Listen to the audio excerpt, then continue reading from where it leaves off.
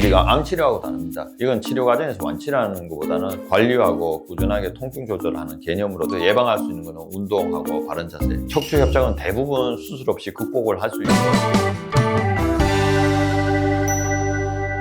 안녕하세요. 힘내라 병원 정형외과 전문의 김문철입니다. 척추 통증은 나이가 들면서 디스크에 문제가 생겨서 협착증으로 이어지는 경우가 많습니다. 예전에 허리 통증이 처음부터 협착증으로 시작되는 경우는 드물고요. 대부분 어떤 앞쪽에 디스크 문제로 발생해서 시간이 지나면서 퇴행성 변화가 겹쳐서 협착증 형태로 나타납니다. 그래서 오늘은 척추 협착증을 어떻게 이해해야 하는지, 그리고 수술 없이 어떻게 관리하고 극복해야 되는지에 대해서 차근차근 설명드리겠습니다. 환자분들이 이제 묻는 게 이게 디스크인가요? 협착증인가요? 라는 질문을 많이 하거든요. 그래서 외래에서 가장 많이 받는 질문 중에 하나인데, 저는 이게 완전히 다른 병이라고 말씀드리기보다는 하나의 어떤 흐름으로 이해하시는 게 맞습니다. 그래서 디스크는 우리가 뼈와 뼈 사이 물렁뼈가 쿠션 역할을 해주는 건데, 이게 이제 뒤로 튀어나왔을 때 신경을 직접 누르는 상태를 이제 디스크 병이라고 얘기하고요. 협착증은 디스크 하나의 문제가 아니고 디스크도 문제가 먼저 생기고, 그 다음에 디스크 높이가 낮아지고, 그 다음에 뒤쪽에 후관절이 두꺼워지고, 그 다음에 인대도 두꺼워지면 전체적인 척추 신경이 지나가는 통로가 좁아지는 게 협착증입니다. 그래서 협착증에는 대부분 디스크 변화와 함께 포함되어 있는 경우가 대부분입니다. 선천적으로 오는 경우는 드물고요. 그 다음에 60대 이후의 협착증은 아셔야 되는 게, 이게 협착증이 한번 생기면 모두 다 증상이 유발되지는 않기 때문에 우리가 암 치료하고 다릅니다. 이건 치료 과정에서 완치라는 것보다는 어쨌든 관리하고 꾸준하게 통증 조절하는 개념으로 접근을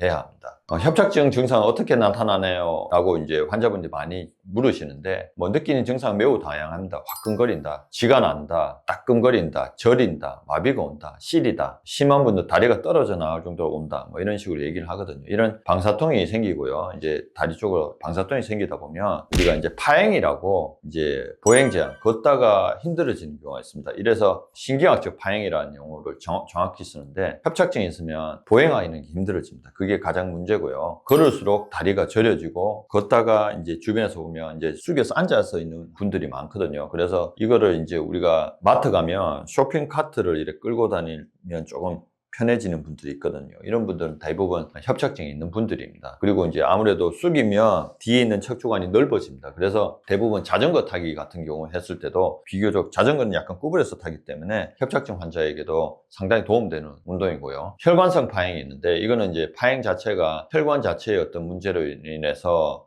종아리가 쥐어 짜듯이 아프고, 이 혈관 문제는 아까 얘기했다시피 허리의 동작하고 상관없이, 자세 변화와 상관없이 지속되고요. 서 있을 때 통증이 또 계속되는 특징이 있습니다. 그래서 이걸 이제 감별하는 것도 이제 전문의 진료 하에 감별을 하고 치료를 해야 되고요. 협착증 왜 생길까요? 이런 질문도 많이 하거든요. 결국은 누적된 시간입니다. 오랜 시간 동안. 나이죠. 나이가 들면서 퇴행성 변화는 많이 오고요. 그 다음에 담배 피는 사람들, 당연히 이제 신경으로 가는 혈액순환이 안 되기 때문에 먼저 디스크에 고장이 나면서 협착증으로 진행되는 게 많고, 살이 찌면 안 됩니다. 비만, 그리고 당연히 잘못된 자세, 그리고 우리 직업적으로 이제 무거운 물건을 반복적으로 든다든지 그런 분들이 허리에 좋지 않은 영향을 줄 수가 있고요. 또한 이제 중요한 건 유전 원인입니다. 부모님이 안 좋으면 허리가 안 좋을 가능성이 있습니다. 모든 질환은 똑같고요. 치료는 그래서 이제 환자분의 어떤 증상에 따라서 치료하는 게 맞고요. 여러 가지 복합적으로 MRI 영상, 그 다음에 환자분의 어떤 생활 습관 등을 여러 가지를 총괄해서 치료의 어떤 계획을 짜고 있습니다. 대부분은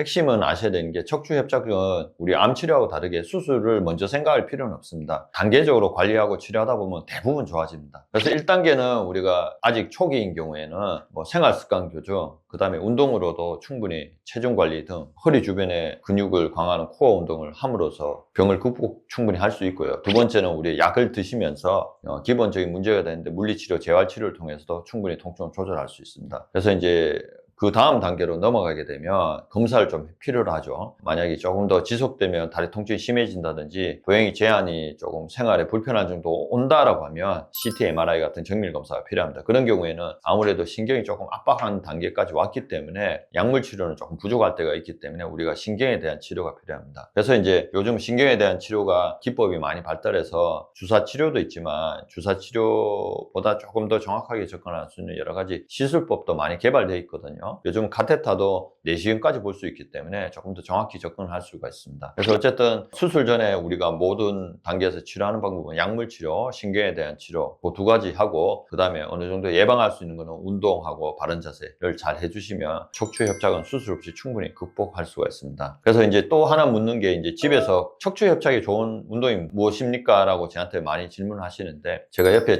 보여드리면 고양이 자세 같은 것도 도움되고요. 브릿지, 그 다음에 맥켄지는 약간 신전하는 운동은 협착증한테 조금 피해주는 게 좋아요. 그런 경우에 이제 신전을 하게 되면 통증을 또 유발할 수 있고, 뭐 하더라도 통증을 덜 일으키는 범위에서만 시행하는 것이 도움이 된다고 할 수 있습니다. 그래서 운동을 같이 병행하는 게 좋고요. 그리고 이제 아픈데도 많이 걸어도 되냐라고 묻는데, 약을 드셔서 걸을만 하면 걸으신 게 좋습니다. 그렇지만 이제 약을 먹었는데도 통증이 조절되지 않을 정도로 보행에 제한이 있는 경우에는 보행의 양을 조금 줄이는 게 좋습니다. 결론적으로 이제 척추 협착은 우리가 하루아침에 생기는 질환이 아닙니다. 결국은 오랫동안에 이제 나이가 들면서 서서히 생기는 병이 때문에 내 허리 상태가 어느 단계에 왔는지를 정확히 아는 게 치료의 목적이고요. 그 치료는 우리가 임상 증상이 제일 중요합니다. 아무리 MRI상 협착이 심하더라도 증상이 경미한 경우에는 약만 드셔도 되고요. 증상이 또한 이제 심하게 나타나는 경우는 조금 더 적극적으로 치료를 해줘야 됩니다. 그리고 이제 수술로 가는 경우는 딱 두 가지밖에 없는데, 마비가 오는 분들은 당연히 해줘야 되고요. 두 번째, 보행 제한이 너무 심해가지고 일상생활에 도저히 걷는 게 안 되면 굉장히 불편할 수 있거든요. 너무 제한이 심해서 보행이 제한이 있는 경우에,